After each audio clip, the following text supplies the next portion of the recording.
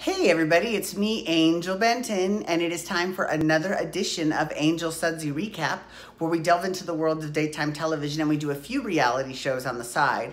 And one of those daytime TV shows that we're doing is Days of Our Lives. So this week, remember how at the end of last week, we saw that Theresa is still alive, you know, and she's in Mexico, and Chloe is now in the same house as Theresa, and she's the new obsession of El Fideo or whatever, right?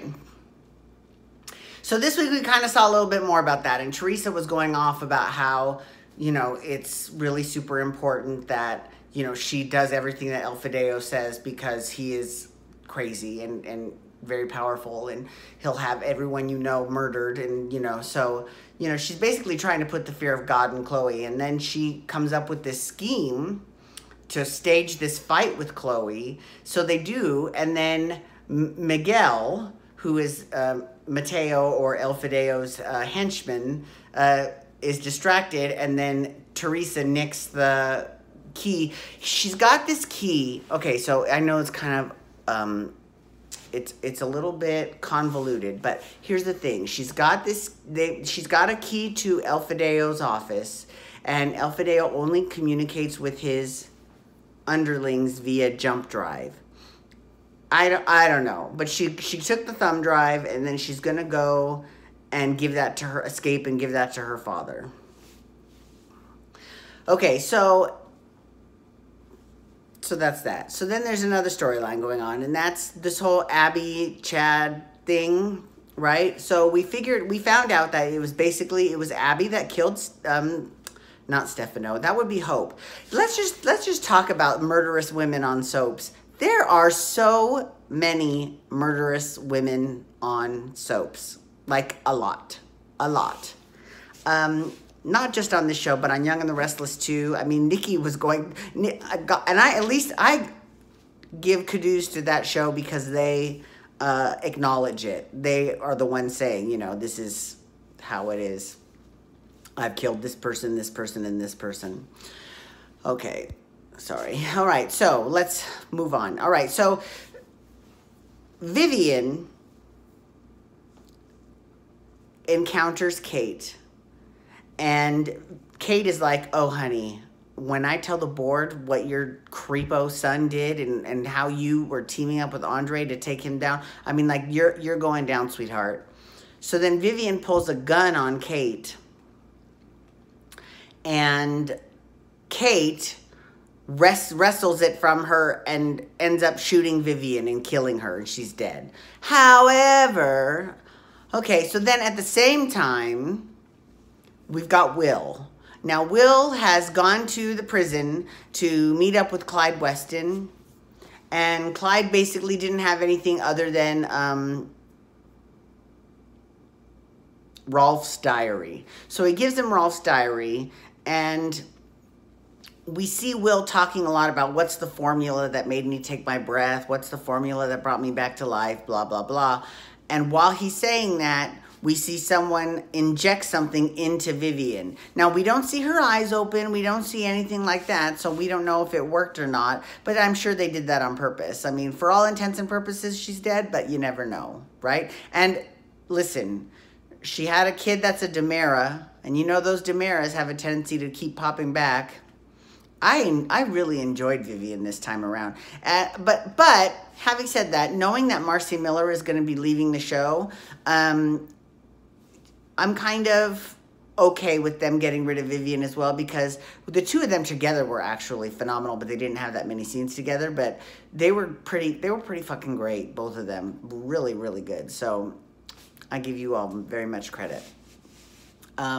So Eli stopped by to visit Gabby in the infirmary of the prison, and fucking Gabby, I fucking love Gabby. And this is not Gabby with 2 B's. This is Gabby with 1 B, the original, the OG Gabby Hernandez. I love her because she was like, get the fuck out of here. You know, you're busy making babies with other people. Like, she was pissed. She was pissed. She's like, get out. I'm in prison because Abigail lied.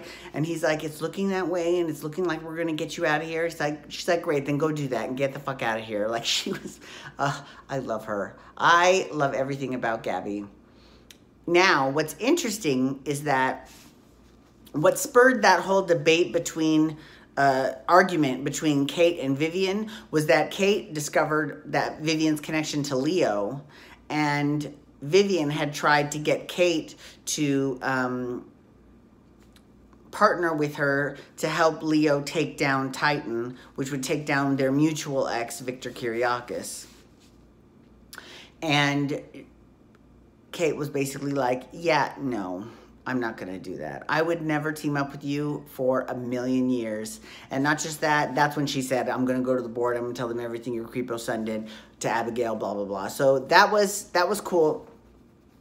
The best part about that, though, was that after Vivian had died, you see Victor. Now, listen, I love the fact that Victor just keeps it 100 all the time. He is always real, and he's like, he was just sitting, just reading that newspaper, reading that death announcement, and just grinning and just having a good old day. And Maggie comes in and she's like, what's the matter? And he's like, I'm just having a really good day, and you know, I've read really good news. And he started quoting Shakespeare.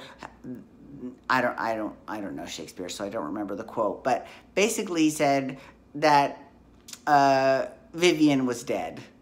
And Maggie, you know, she's like, I can't believe that you're that happy about Vivian being dead. He's like, I can't believe you're not. I mean, hello, she tried to bury you alive. Come on now. And that's true, she did. So it does remind me of the time that Vivian came to Victor naked underneath this big old fur coat, and drops the fur coat, and he's like, oh my eyes. Like, he is I know that he is acting much different than he did when he first started on the show, but I fucking love the Victor Kiriakis now. I love him. I think he's hilarious. And he started sticking up for Theresa because he's very anti-Brady and Eve. And Brady had this dream because he's in the hospital because somebody, El Fideo, or it was actually Mateo. No, what's his name? Miguel. Mateo, Miguel, whatever. He drugged Brady, but he thought he was drugging Lucas because he wanted Chloe. So he drugs Brady. Brady goes to the hospital. They all think Brady's relapsed. He's like, no, I swear to God, someone drugged me. So he's getting better in the hospital, and then when they find out that he really was drugged, you know, Eve is there by his side, and because at first she was like, you're just a drunk, blah, blah, blah. And he has this dream where Theresa says she's come back to him and Tate, and that she'll never leave them ever again. And it was actually really sweet, actually. And then it really was, I've got to say, it was very touching. And then he wakes up and he tells Eve, because she's the one who's actually at his bedside, and she's like, you were having a dream about my sister, because I guess he said Theresa's name. Yeah. So anyways, it was really cute, but, you know, are you a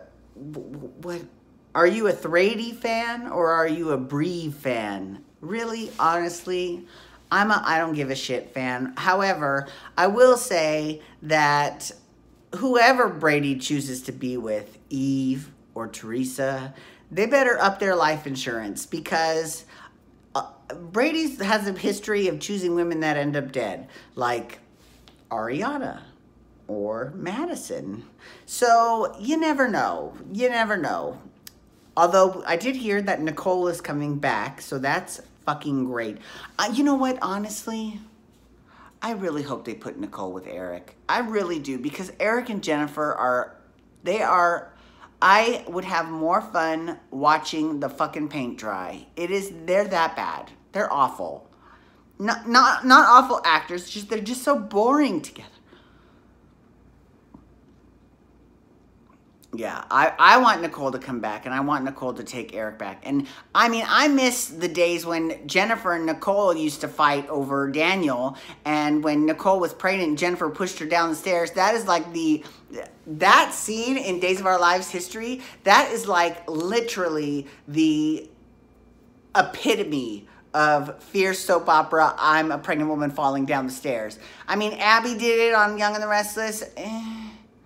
I think someone did it. Oh, Bold and the Beautiful. Fucking Steffi just trips over her own goddamn feet and falls over 2 stairs. I mean, like, I was like, oh, that's not. So, like, really, it like I said, that's a soap trope. But Daisy did that one the best so far.